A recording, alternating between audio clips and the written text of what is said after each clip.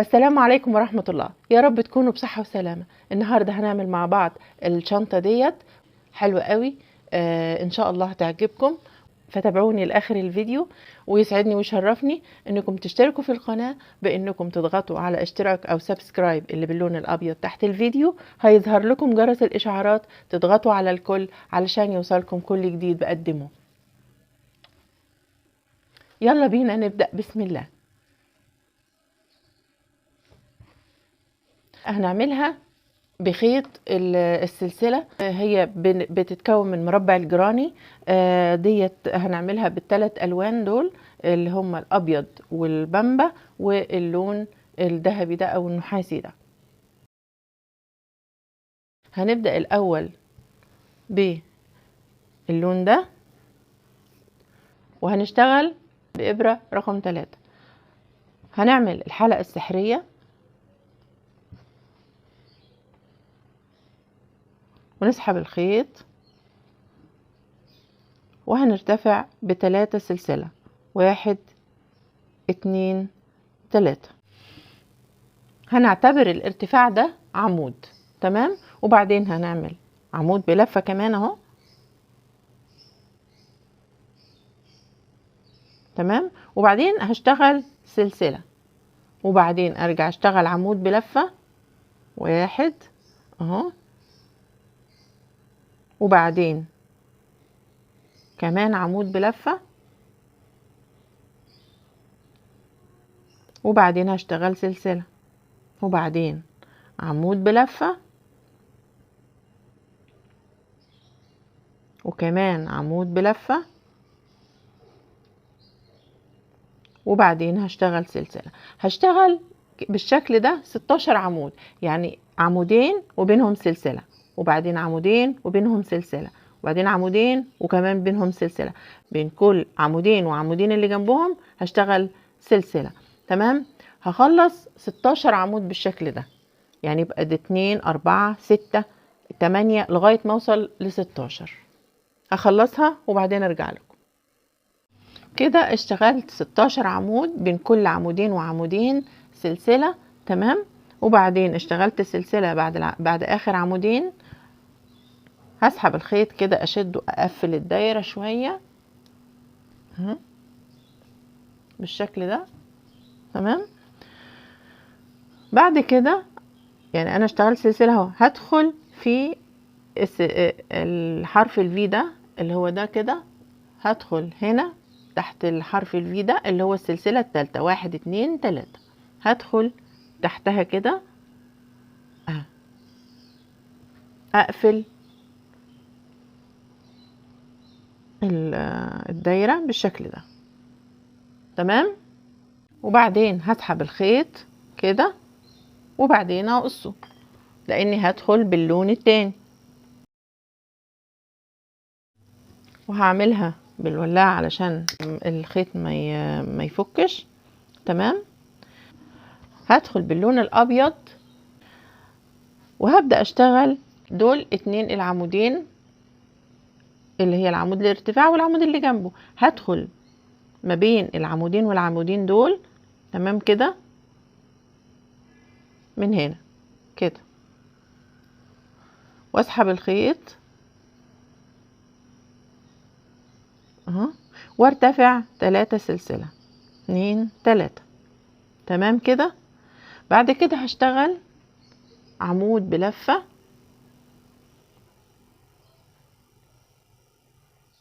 يبقى كده ايه عمودين. بعد كده هشتغل 2 سلسلة، ده 1 2، تمام. بعد كده في نفس الفتحة هرجع اشتغل 2 عمود بلفة، ده 1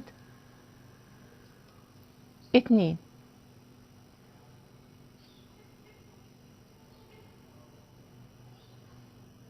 وبعدين بعد الاتنين دول اهو، يعني في فاصل في سلسلة هنا اشتغلت فيها عمودين وسلسلتين عمودين، وبعدين بعد العمودين دول هدخل في الفراغ ده اشتغل عمود بلفة،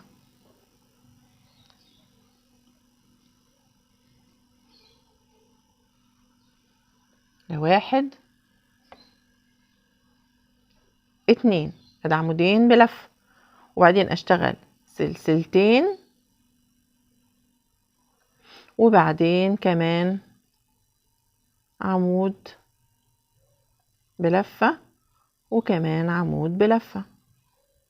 بعد العمودين دول اهو في الفراغ اللي بعديها ده هشتغل كمان عمود بلفة اهو.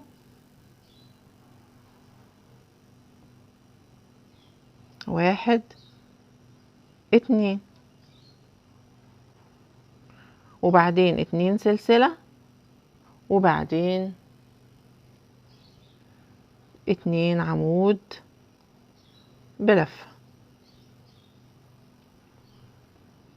اهو.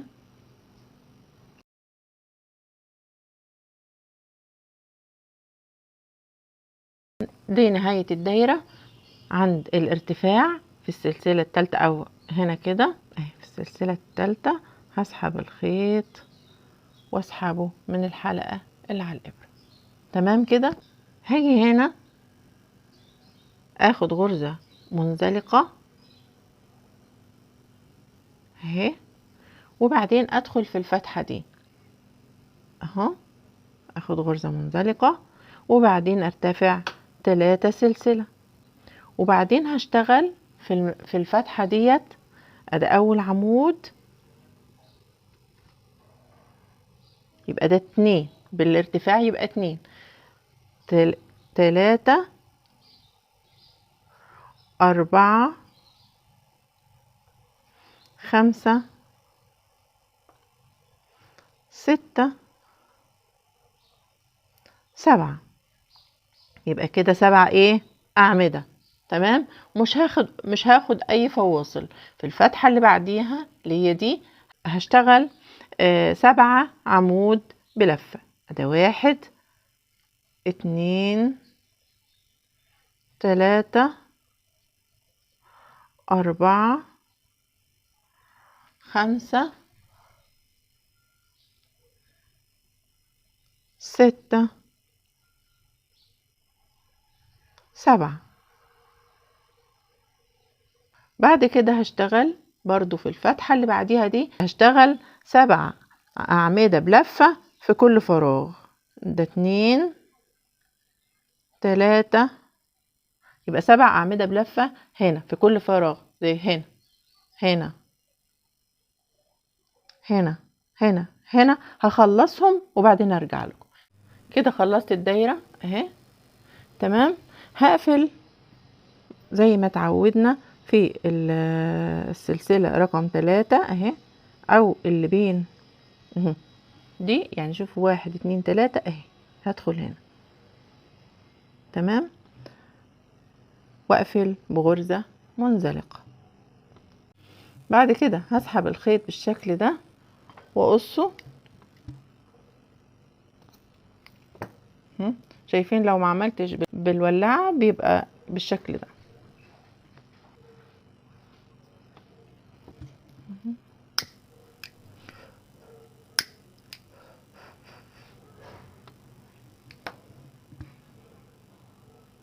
وبعدين هسحب الخيط ده من اول، يعني احنا السبعة دول اهم بالشكل ده.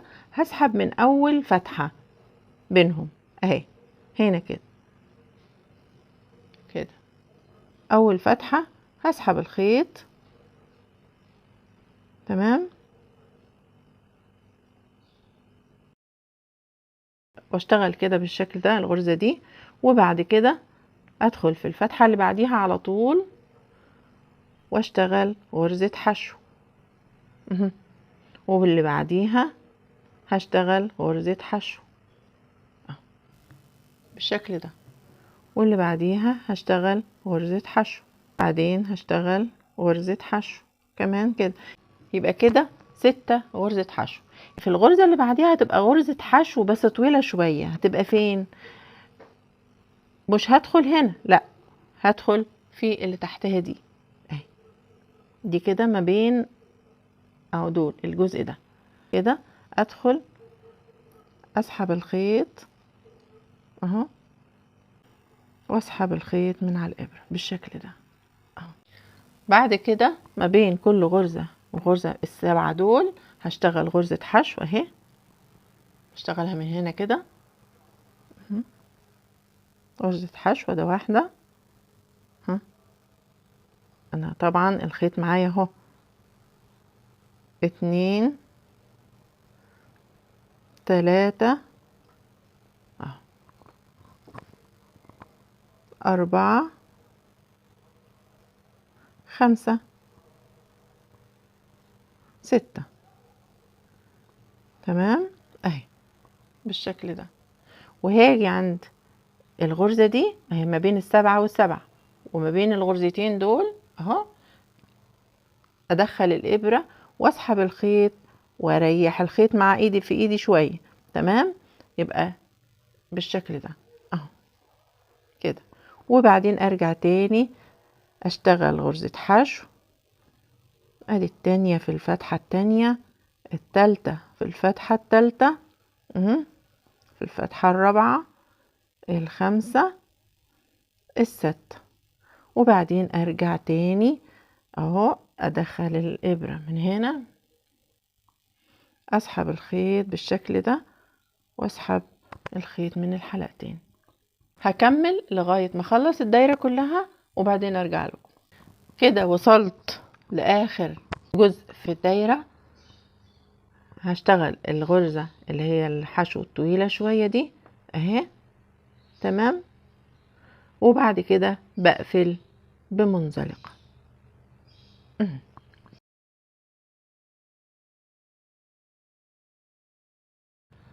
هسحب الخيط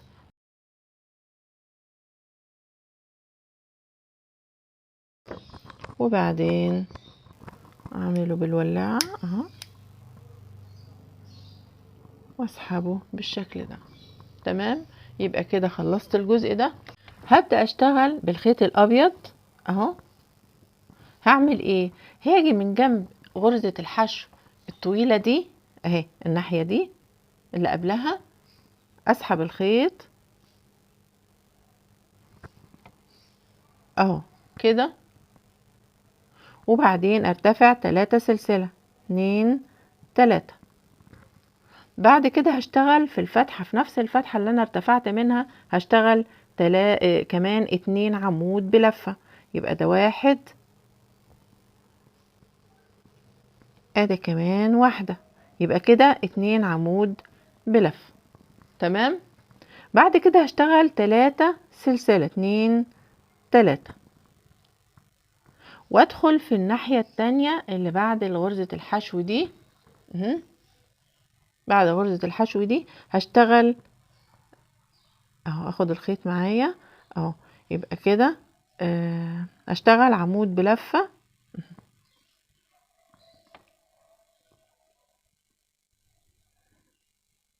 ده 1 2 3. يبقى انا كده اشتغلت ايه؟ 3 عمود بلفة في الفتحة اللي قبل غرزة الحشو الطويلة، ماشي، وبعدين 3 سلسلة وبعدين 3 عمود بلفة. هسيب فتحة بعد ال3 أعمدة دول، هسيب الفتحة اللي بعديها على طول اهي، مش هدخل فيها، يعني اشتغلتهم مش هدخل في دي، هدخل في اللي بعديها اشتغل غرزة حشو. ادي 1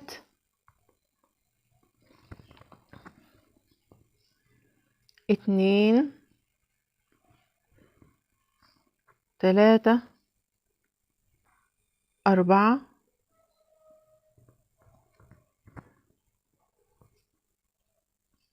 5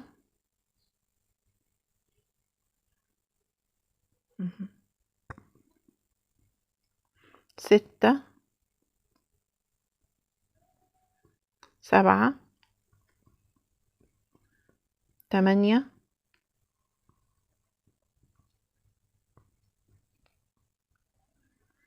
9 10. تمام كده، يبقى كده اشتغلت 10 غرز حشو اهو بالشكل ده. وبعد كده هيبقى لي غرزة فاضية هسيبها، والغرزة اللي قبل او الفتحة اللي قبل غرزة الحشو الطويلة اهي، يعني هسيب واحدة اهي، وادخل في اللي قبل الغرزة دي، اشتغل غرزة عمود بلفة وكمان واحدة وكمان واحدة، واشتغل 3 سلسلة 2 3، وبعدين في الفتحة اللي بعديها على طول بعد غرزة الحشو دي اشتغل برضو 3 غرزة عمود بلفة. ده 1 2 3، وبعدين هسيب فتحة بعد ال3 أعمدة دول، أسيب الفتحة اللي بعديها وأدخل في الفتحة التانية اللي بعديها أشتغل غرزة حشو 1 2 3 4 5 6 7 8 9 10، وبعدين أسيب فتحة وأدخل في اللي قبليها أشتغل نفس الشغل اللي اشتغلته قبل كده، 3 أعمدة بلفة، وبعدين بينهم 3 سلسلة، وبعدين اهو، وبعدين 3 أعمدة بلفة في الناحية التانية من غرزة الحشو دي. ده 1 2 3، وبعدين هبدأ تاني أكرر نفس اللي عملته ده في الجزء التاني، هخلصها وبعدين أرجع لكم. كده خلصت الشغل الداير كله اللي هو واضح ان هو مربع اهوت. أبدأ أقفل المربع بغرزة منزلقة بالشكل ده اهو. تمام. بعد كده هرتفع اهو، هنا الفتحة التانية من ال3 أعمدة دول، هرتفع ب3 سلسلة اهو. هاخد الأول غرزة اهو منزلقة من هنا اهي، تمام كده، وبعدين ارتفع 3 سلسلة، ده 1 2 3، وبعد كده هشتغل عمود بلفة في الفتحة التانية من ال3 دول اهو. اشتغلت عمود بلفة اهو بالشكل ده، يبقى كده يعتبر ده العمود الاولاني ده العمود التاني. بعد كده هشتغل في الفتحة دي ده اول عمود، التاني رقم 3، تمام. اشتغل 3 سلسلة اهو، ادي 3، وبعدين 3 أعمدة بلفة، 1 2 3، تمام كده. وبعدين في الفتحة اللي بعديها هشتغل عمود بلفة، في الفتحة اللي بعديها برضو هشتغل عمود بلفة وفي كل فتحة هشتغل عمود بلفة اهو بالشكل ده لغاية ما اوصل عند الزاوية، في كل فتحة عمود بلفة.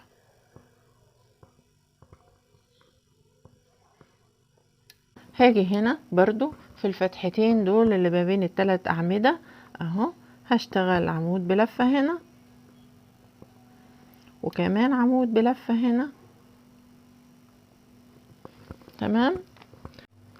في الفتحة دي هشتغل 3 عمود بلفة، ده 1 2 3، وبعدين 3 سلسلة، وبعدين 3 عمود بلفة تاني، 1 2 3،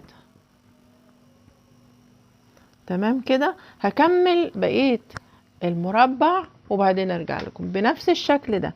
كل دي أعمدة لغاية ما اوصل لهنا اهو، لغاية كده أعمدة برضو. هنا هيبقى 3 عمود 3 سلاسل و3 عمود في نفس الفتحة، تمام. يبقى 6 عمود بينهم 3 سلسلة. اكمل بقية المربع كله وارجع لكم. كده وصلت لاخر عمود اهو، خلاص كده. وبعدين هقفل بغرزة منزلقة في السلسلة رقم 3 من الارتفاع. تمام كده. اسحب الخيط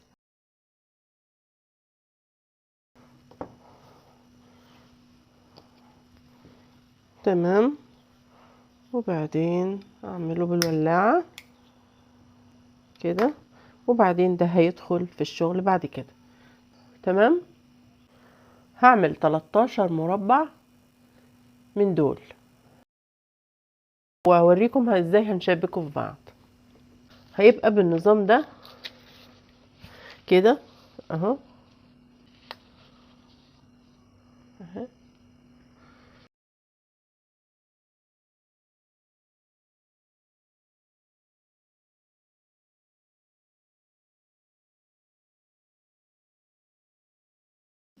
هيبقى بالشكل ده، هيبقى 2 كده، 3 3.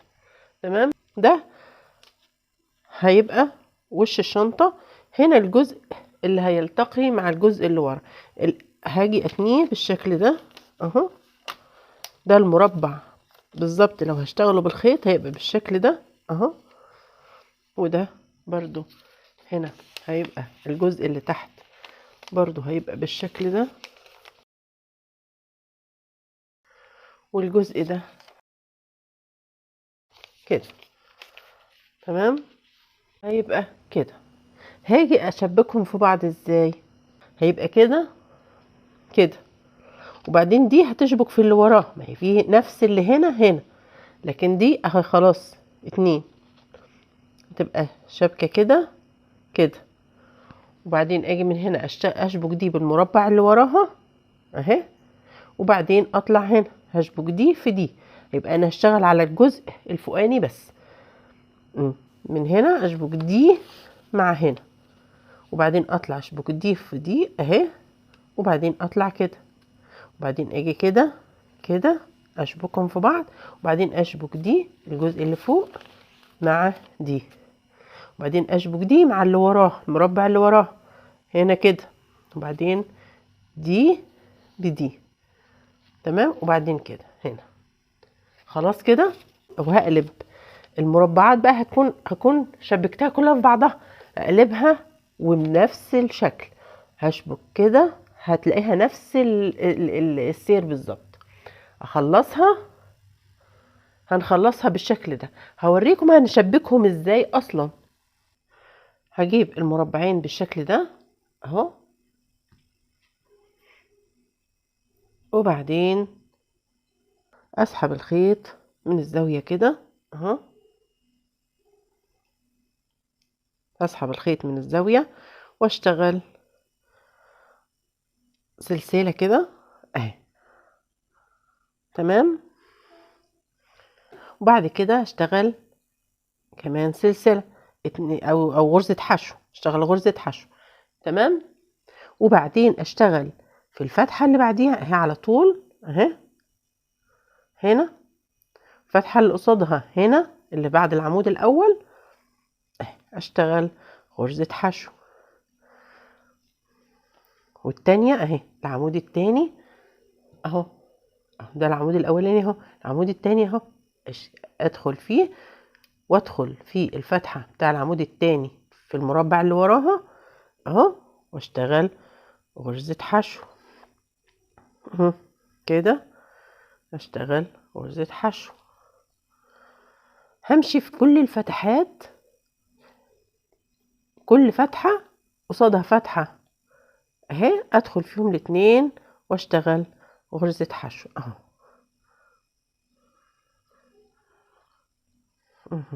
كده اهو.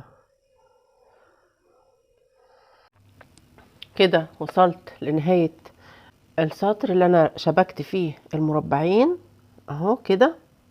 اجي هنا عند الزاوية واشتغل برضو غرزة حشو اهي. هيبقى كده بالشكل ده الغرزة اهو. هنعتبر ان دي كده اهي، هي دي الجزء اللي هنبدأ منه كده، ويجي المربع التاني اشتغله هنا، هيبقى المربع التاني هنا. شكل التشبيك هيبقى بالشكل ده. تمام اهي المربعين اهم كده بالشكل ده اهي، دول شبكت فيها مربع تاني اهي كده. وبعدين شبكت المربع ده في المربع اللي وراه اهو. تمام. وبعدين اجي كده كده اهو، كده كده كده كده. بعدين اروح لفه الشغل واجي برضو نفس الاداء.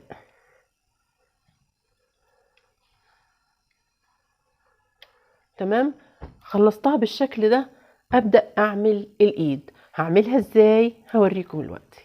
هبدا من الجنب ده اهو، ادخل الابره اهو كده، وبعدين اسحب الخيط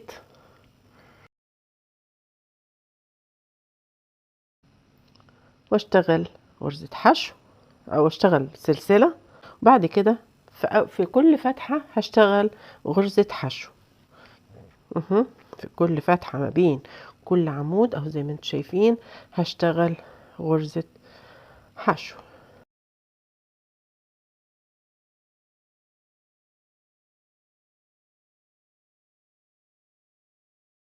كده وصلت لنهاية او لزاوية المربع اهو كده. اللي فوق ده انا قفلت ده كله، هاجي لزاوية المربع اهو، عملت لغاية هنا غرز حشو. بعد كده هشتغل 100 سلسلة واللي هي الايد. هشتغل 100 سلسلة، 1 2 3 4 5 6 7 8 9 10. عملت 110 سلسلة. عايزين تطولوها عن كده مفيش مشكلة، تقصروها مفيش مشكلة. بالشكل ده هاجي عند زاوية العمود، زاوية المربع ده، وادخل فيها بالإبرة واسحب الخيط واشتغل غرزة حشو زي ما انتم شايفين كده. تمام. بعد كده هشتغل غرز حشو هنا كده اهي، على طول في كل فتحة غرزة حشو. ده واحد اهو، هشتغل في كل فتحة غرزة حشو. هخلص الناحية دي الناحية دي كمان اعملها كلها غرز حشو برضو. تمام. يعني هكمل دي ودي غرز حشو، في كل فتحة هشتغل غرزة حشو. هخلصها وارجع لكم. اشتغلت اهو الناحية دي وبعد الناحية ديت، ووصلت للزاوية بتاعة المربع. هشتغل في الزاوية غرزة حشو اهي، وبعدين ارتفع 100 سلسلة للايد التانية. اشتغل 110 سلسلة، لان اشتغلت هنا 110 هشتغل هنا 110 سلسلة. اخلصهم زي ما عملت هنا بالظبط. اشتغلت 110 سلسلة وبعدين شبكتها هنا وكملت غرز حشو لغاية ما وصلت هنا. هشتغل 110 سلسلة وبعدين اشبكها هنا وبعدين اكمل هنا غرز حشو. هخلصها وارجع لكم هنشوف هنعمل ايه. خلصت اخر غرزة بعد ما عملت السلسلة، اشتغلت هنا في كل فتحة غرزة حشو. بعد كده اشتغلت في الزاوية بتاعة المربع وبعدين اكمل هنا اهو في اول فتحة هنا كده اشتغل غرزة حشو اهو بالشكل ده. تمام. وهكمل غرز حشو فوق كل غرزة حشو غرزة حشو تانية اهي.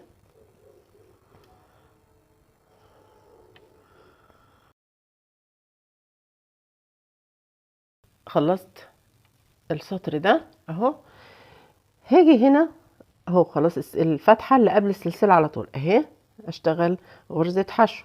في السلسلة بقى هشتغل اول غرزة حشو اهي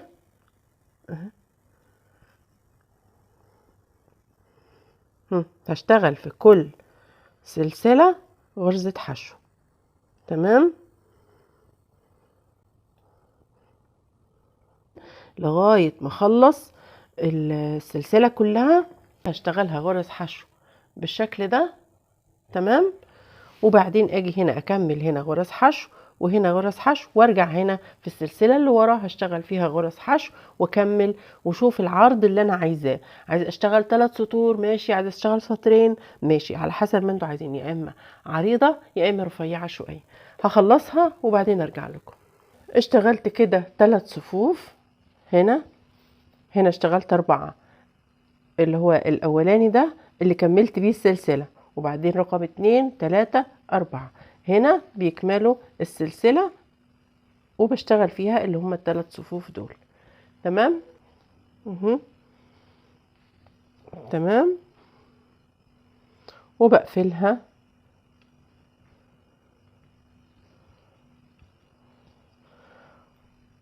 بغرزة منزلقة. اسيب غرزة في كل سطر، بسيب الغرزة الوسطانية ديت ما بشتغلش فيها، وباجي هنا اشتغل غرزة منزلقة. تمام. وبعدين اشتغل سلسلة واسحب الخيط وقصه، وبعدين اجمد على الشغل قوي كده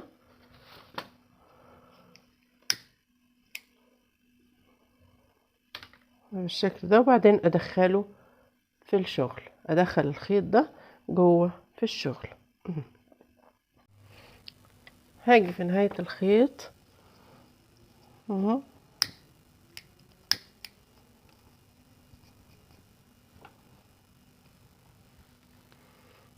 هيبقى بالشكل ده. تمام. وهبدأ اشتغل اطار للجزء ده. تمام. هعمله ازاي؟ اهو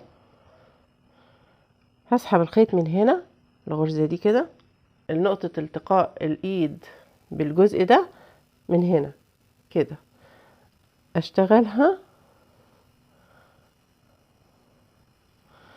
اسحب الخيط من هنا كده اهو، واشتغل سلسلة، وبعدين هشتغل الخيط هياخده معايا تحت الشغل،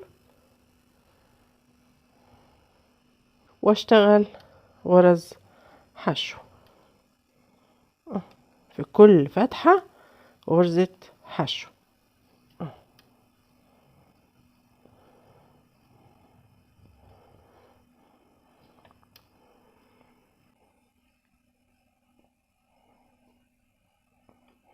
هكملها بالشكل ده لغاية ما اخلص الجزء ده، واشتغل الجزء اللي ورا بنفس الشكل اللي هو الاطار اللي ورا ده هنا كده، هشتغله بنفس الشكل، هخلصه وارجع لكم. اهو خلصت الجزء ده اهو، جيت عند الزاوية اللي هي دي بتاعت المربع، اشتغل فيها، وبعدين اروح للزاوية بتاع المربع التاني اهو ده كده، اروح للزاوية على طول اهي، اشتغل غرزة حشو. تمام كده. وبعدين بكمل الحرف بتاع المربع لغاية ما اوصل للايد هنا اهو كده. خلصت الشنطة كلها اهي،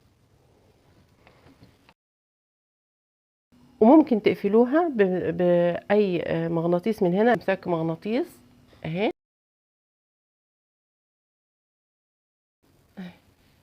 الايد مناسبة جدا، 110 سلسلة، ضلع المربع 10.5 سنتي، شيك قوي وهتقدروا تنفذوها بسهولة. ويا رب يكون الفيديو عجبكم، وما تنسوش اللايك والشير، واكتبوا لي اي ملاحظات في التعليقات او اي حاجة عايزين نعملها الفيديوهات اللي جاية، ونتقابل في فيديو جاي ان شاء الله. مع السلامة.